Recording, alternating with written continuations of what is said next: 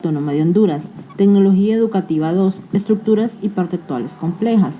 Integrantes: Fanny Daniela Berríos, Izaguirre, Lilian Daniela Herrera Ramírez, Laura Jacqueline Vargas Díaz, Mildred Yoari Hernández Amador, Rochan Caterine Ponce Moreno y Jocelyn Isamares Coto.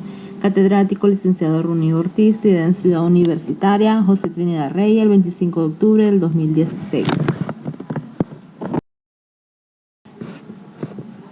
Siguiendo con el tema de estructuras hipertextuales complejas, en las etapas iniciales del hipertexto, cuando aparecieron programas que permitían que un usuario con alguna experiencia pudiera construirlo, esto se dio antes del auge del Internet.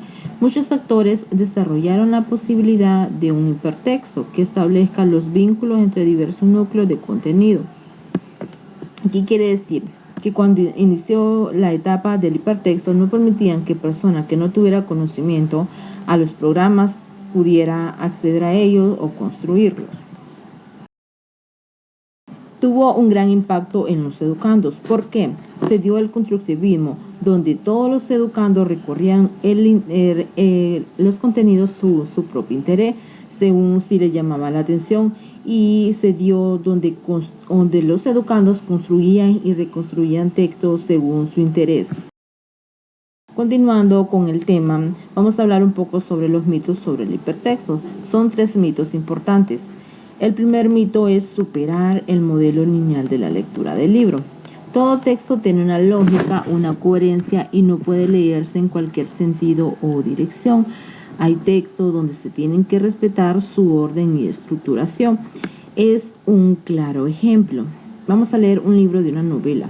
No vamos a venir a leer la novela de hasta el final porque no vamos a encontrarle una coherencia o una lógica. Tenemos que leer toda la estructuración de la novela, que es desde el comienzo, los desenlaces, hasta el final, porque si venimos y leemos la novela desde su solo final, no vamos a encontrarle sentido, ni qué sucedió, por qué sucedió. O sea, tenemos que leer toda la estructuración. Continuando con el segundo mito, cada uno construye su propio camino. El hipertexto, con el desarrollo de la tecnología actual, permite solo los recorridos programados, los que han sido establecidos por el diseñador del hipertexto. Y estos caminos no solo no son limitados, sino que en la práctica son poco variados. Esto quiere decir que teniendo como base programas que nos llevan a los caminos, nos van a permitir un recorrido más positivo o vamos a llegar donde queremos llegar, pero tenemos que usar solo recorridos programados. Puede decir como el diccionario y los teléfonos inteligentes que nos van a ayudar a seguir el camino. Continuando con el tercer mito, el acceso al conocimiento es más natural. Ahí hicimos énfasis en 3 puntos importantes. El primero, valoración previa del texto. El segundo, requiere un usuario formado. El tercero, necesita un usuario motivado. Haciendo énfasis en la valoración previa del texto, dice que toda persona tiene que tener una valoración previa de lo que va a hacer. Una valoración previa, tener conocimiento antes del texto. El segundo, requiere un usuario formado. Tiene que ser una persona que esté capacitada y formada para hacer determinada programación o poder acceder a un programa. El tercero, necesita un usuario motivado. Es un claro ejemplo. Vemos en una aula de clase un maestro hacia los alumnos. Si un maestro no está motivado, no va a transmitir esa motivación a los alumnos. El maestro tiene que estar motivado para así los alumnos estén motivados. Porque si el maestro está todo serio, está enojado, va a transmitir eso. Entonces tiene que haber una motivación intrínseca de cada persona. O aquí estamos dando el ejemplo del maestro, para así poder dar esa motivación. Por eso dice necesita un usuario motivado. Hablaremos de los diseños de interfase o interfaz, superficie de contacto. O para comprender mejor definamos el término interfaz. Y se refiere a todo intermediario en la comunicación hombre-máquina, en este caso en el ámbito tecnológico, y tomando como referencia la computadora, decimos pues es la relación entre los elementos físicos de esta, o sea la computadora, teclado, mouse, etc., y el hombre, construida de esta forma para comprender la información utilizando nuestra experiencia previa. Las primeras interfaces en las computadoras personales se llamaron líneas de comando y el usuario obtenía de la PC lo que deseaba mediante comandos de estructura que se introducía a través del teclado. Hoy por hoy la PC es utilizada a nivel mundial y no necesita de tantas codificaciones o comandos para su uso. Continuamos con interfaces multimedia, los orígenes o podemos decir sus orígenes. La multimedia en sus orígenes nació como metáfora de libro. Ahora bien, para entender un poco, abramos un paréntesis y digamos, ¿qué es una metáfora? Una metáfora es un pensamiento de la cual una realidad o concepto se expresan por medio de otra realidad o concepto diferente, pero siempre guardan relaciones de semejanza. Ahora, los orígenes son dos. El número 1 se da en dos de los programas más antiguos para producir multimedia, que son Tollbook y Neobook, reflejado en la ilustración en la diapositiva, que lo pueden buscar igual en internet para poder entender un poco más del tema. Entendemos mejor, estos son libros con ilustraciones en forma electrónica. ¿Y para qué sirven? Bueno, los docentes lo empleaban como software educativos o recursos educativos. La número 2 están las interfaces de computadora. Un ejemplo de ello es Amazonía, que también está ilustrada y pueden ver de qué se trata un poco este. Amazonía es un ejemplo de ello como una navegación ágil y una interfase bien pensada. O sea, tiene buena interacción con el usuario y su modo de empleo o manejo es un poco más avanzado que los anteriores, porque ya empieza a tener su lenguaje propio. Siempre se utiliza por los docentes en el proceso de enseñanza-aprendizaje como recurso educativo. ¿Por qué tiene su lenguaje propio? Porque es un poco más avanzado, porque ya no debe utilizar tantas codificaciones o comandos como se hacía anteriormente. A la búsqueda de metáforas. También la multimedia está comenzando a desprenderse de los lenguajes heredados. Podemos decir que está apareciendo un nuevo lenguaje, una nueva forma de mostrar, es decir, lenguaje multimedia. Pero cuando decimos multimedia, la multimedia no es un libro puesto en otro formato. ¿Por qué? Porque no tiene páginas para avanzar o retroceder. O la multimedia no es un programa utilitario de computadora, ya que no es el único dispositivo que lo realiza. Y por último, la multimedia no solo es un video. Decimos entonces que la multimedia es una combinación de formas de contenido. Multimedia se dice qué es lo que contiene, ¿me entiendes? Es contexto, es audio, es imagen, es animación, es video, es interactividad. Con esta mirada en la metáfora nos detenemos en coherencia con la metáfora madre, con el argumento. Las metáforas multimedia surgen de los objetos que se muestran, coherencia en todos los niveles. La interfase ayuda a construir el clima, el tono de la publicación.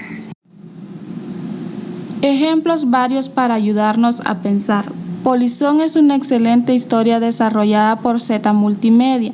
La trama argumental es muy simple. Hay que descubrir un polizón escondido en un barco de guerra del siglo XVII o XVIII. El recorrido por el barco para encontrarlo nos pone en contacto con la vida cotidiana en esos navíos, a los que en general solo conocemos a través de versiones cinematográficas de ficción. La gráfica es excelente y absolutamente coherente. No hemos encontrado una sola pantalla que no conserve el estilo y el espíritu de la publicación. En la imagen podemos observar 3 barcos, los cuales presentan a sus extremos las diferentes opciones y personajes para darle inicio al juego, que al irlo desarrollando nos va trasladando poco a poco a lo que era la vida en los navíos en esas épocas. A continuación tenemos dos imágenes, una es el índice y la otra es el pañol del camarero. En el índice encontramos tres imágenes: explorar el barco, la tripulación y se busca el polizón. Al lado izquierdo tenemos las diferentes opciones que nos presenta el juego: explorar el barco, la tripulación, polizón, atrás, ayuda y opciones. En el pañol del camarero encontramos una ilustración que nos presenta las actividades que se realizaban dentro de los navíos en esa época. Ya la pantalla de inicio nos recibe con una simpática animación de una gaviota que cruza y desciende luego rápidamente para atrapar un pez. Aunque el argumento es la búsqueda del polizón, la publicación resulta encantadora. Aún así, sí se le recorre solo para conocer la vida marinera y los grandes veleros de guerra. El menú general mantiene la misma iconografía que las pantallas de inicio de cada sesión. El modo de navegación por el buque es todo un desafío al diseño. Eligieron cortar el caso en rebanadas, las que en su primera mirada aparecen como abigarradas e incomprensibles. Con un clic sobre una zona cualquiera de la ilustración se realiza un zoom de acercamiento para ver la zona y ampliar explicación textual. Otra forma de navegar por la publicación: subir, bajar, ir adelante o atrás a partir de la posición actual dentro del navío.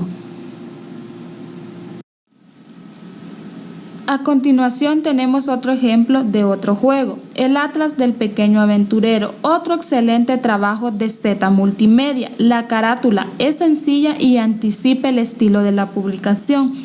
Tenemos tres imágenes. La primera es la portada del juego, el Gran Atlas del Pequeño Aventurero, que contiene el logo del juego. La segunda es una pequeña tarjeta con los datos del participante, nombre, edad, dirección y listo. La tercera imagen es un diseño de pantalla de navegación. Los mapas son mapas paisaje con un grado de atracción menor que un mapa convencional de acuerdo a la edad del público objetivo. Los iconos en el mismo estilo gráfico que el resto de la publicación son gráficos muy comprensibles acompañados de texto. Al acceder a las áreas, las mismas muestran menús de posibilidades en formato de texto, en este caso integrado a la interfase, ya que lo muestra en un display de un tablero de la cabina. Es decir, si le damos clic a cada una de las opciones del juego, nos va a aparecer un submenú donde encontramos diferentes opciones, por ejemplo, jugar, ayuda, un pequeño menú o volver al menú principal. La mayoría de nuestras imágenes que escogemos a lo largo de nuestras vidas o a lo largo de nuestras actividades, siempre buscamos las imágenes que sean con mayor colorido, que tengan un mensaje visible y que igualmente la escritura sea visible. Pero en algunos momentos nos encontramos con imágenes que necesitamos insertar, ya sea en una diapositiva o en algún material multimedia, y nos damos cuenta que esas imágenes están fuera de lo que nosotros deseamos. Su imagen o sus letras o el mismo cuerpo del contenido no es elegible tanto para nosotros mismos como para poder aplicar en una diapositiva o en un material didáctico. Pero como tenemos que aplicarla, entonces la elegimos y simplemente la colocamos. Pero, ¿qué es lo que no hay que hacer y tratar de evitar por todos los medios al momento de elegir una imagen? ¿Qué es entonces lo que debemos evitar? Número 1. Debemos evitar escoger una tipografía inadecuada, ya que al momento de elegir una imagen, la misma tipografía podrá comunicar por sí mismo lo que la imagen nos quiere dar a conocer o dar a entender. Lo segundo que debemos evitar es que, si ustedes se fijan bien en la imagen del cuerpo humano, esta imagen tiene 3 menús. ¿No consideran ustedes que eso es demasiado para una sola imagen? Igualmente debemos evitar que las imágenes estén saturadas. Otro punto importante a tomar en cuenta es que muchas veces las imágenes están graficadas. En este caso, esta imagen está graficada con líneas que representan las partes del cuerpo. Y aunque la gráfica está muy bien, al comparar las líneas junto con el contenido, vemos que esas no dan a conocer lo mismo y no están relacionadas. Entonces debemos evitar a toda costa que la gráfica no esté de acorde al contenido. Y por último, lo que debemos evitar también es que el tamaño de las letras tengan un tamaño igual para todas las letras. No deben de haber tamaños diferentes, sino que todas deben ser igual. Es entonces lo que realmente debemos hacer para que una imagen tenga una tipografía adecuada. El truco principal es que los elementos como botones, animaciones, textos o gráficos que aparecen y desaparecen funcionan de manera integrada. Se utiliza el criterio de generar los gráficos a partir del fondo sobre el cual se funcionan o aparecen. Entonces, ¿cómo escoger una imagen perfecta? Debemos recordar primeramente escoger una tipografía adecuada, ya que si escogemos una tipografía adecuada, la imagen por sí misma comunicará lo que ella quiera comunicar. Igualmente, no olvidar que si graficamos una imagen, en este caso que graficamos el cuerpo humano, esas gráficas deben ir de acorde al contenido y que el contenido, las letras deben de tener el mismo tamaño. Pero ¿cómo hacer todo esto? Para poder llegar a tener una imagen perfecta, podemos hacer uso de la didáctica, ya que la didáctica está incluida en varios aspectos del guión, como por ejemplo, la didáctica nos ayuda a ordenar los contenidos, puede ser de los más importantes a los menos importantes. Igualmente, la didáctica nos ayuda a jerarquizar esos contenidos, pero también la didáctica nos ayuda a poder destacar aquellos elementos que queremos destacar con mayor importancia. No olvidar también que la didáctica hace uso de los recursos, ya que por medio de los recursos podemos elaborar cosas mucho más importantes o mucho más interesantes de lo que nosotros mismos nos podemos imaginar. Las tendencias tecnológicas actuales. Dentro de ellas tenemos lo que es el software educativo y las multimedias educativas. El software los objetos de aprendizaje. Cualquier objeto digitalizado susceptible de ser usado en la educación lo podemos denominar objeto. Un objeto de aprendizaje es una unidad mínima de información. Los objetos de aprendizaje los podemos clasificar en objetos de aprendizaje, objetos instruccionales, objetos de enseñanza y recursos didácticos digitales. En su mayoría de los casos, los objetos de aprendizaje son solo objetos de enseñanza, pero esto no quiere decir que no sean nada, ya que los aprendizajes son procesos muy complejos, subjetivos de interrelación entre múltiples factores colectivos y no pueden encapsularse en un objeto de información. El armado de la publicación, pruebas y testeos. Cuando está terminado el armado de la publicación, surge la necesidad de hacer 3 tipos de pruebas o testeos. La primera es la prueba de funcionamiento, la segunda es la prueba de interfase y la tercera es la prueba de aprendizaje.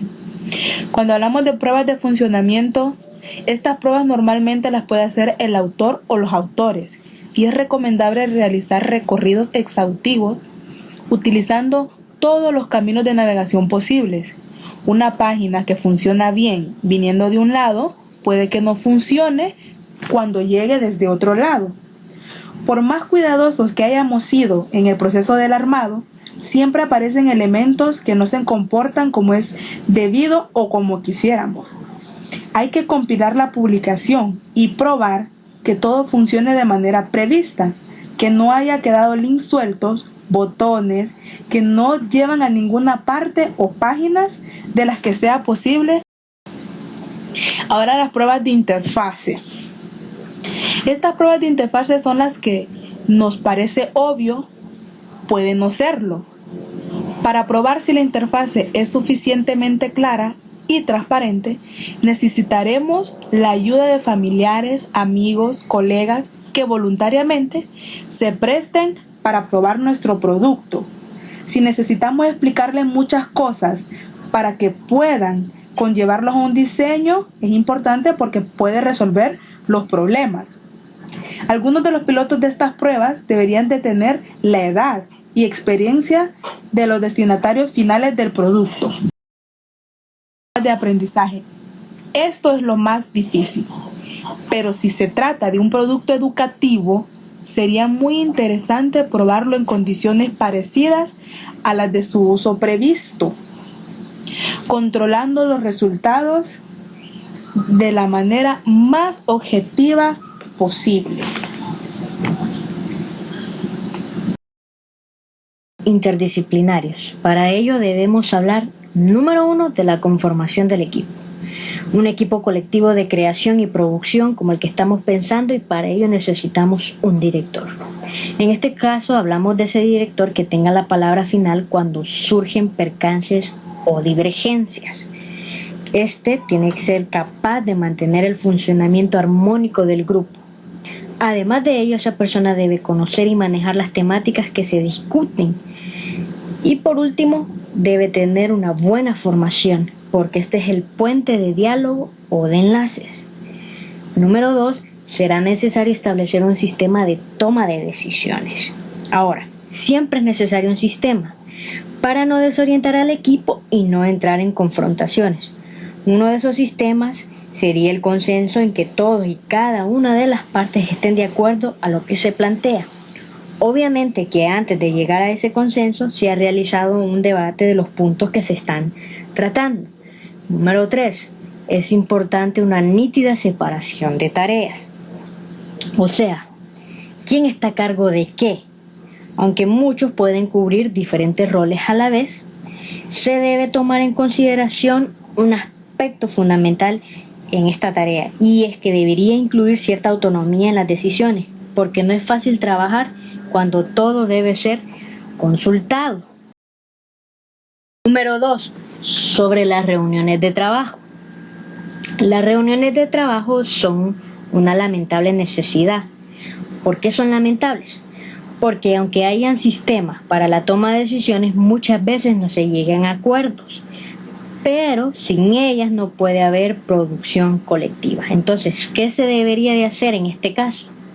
Esforzarnos para que sea un ámbito rico de intercambios y no de interminables torneos de oratoria. Tips para esas reuniones de trabajo. Número 1, que las reuniones tengan un temario detallado, o sea, no discutir temas fuera de lo planificado. Número 2, que las intervenciones se ciñan al temario. Número 3, que cada tema se cierre con una conclusión y que no se vuelva a hablar sobre el tema salvo que surjan nuevos elementos. Número 4, discutir un tema por vez, resolverlo antes de pasar a otro. Número 5, en algunas ocasiones puede ser útil que cada uno hable en el momento que quiera cuando lo hagan varios a la vez. En otras palabras, sería conveniente respetar el uso de las palabras y que cada uno hable a su turno. Y por último, puede ser conveniente resumir por escrito las conclusiones sobre cada tema. Las conclusiones. Número 1, tenemos la interacción entre la máquina y el hombre, interfaz, como habíamos hablado anteriormente, que son experiencias previas que tenemos. Número 2, la tecnología como resultado didáctica o software educativo en el proceso de enseñanza-aprendizaje. Y por último, la multimedia como expresión física o digital para presentar o comunicarnos información. Toda nuestra presentación, espero les haya gustado.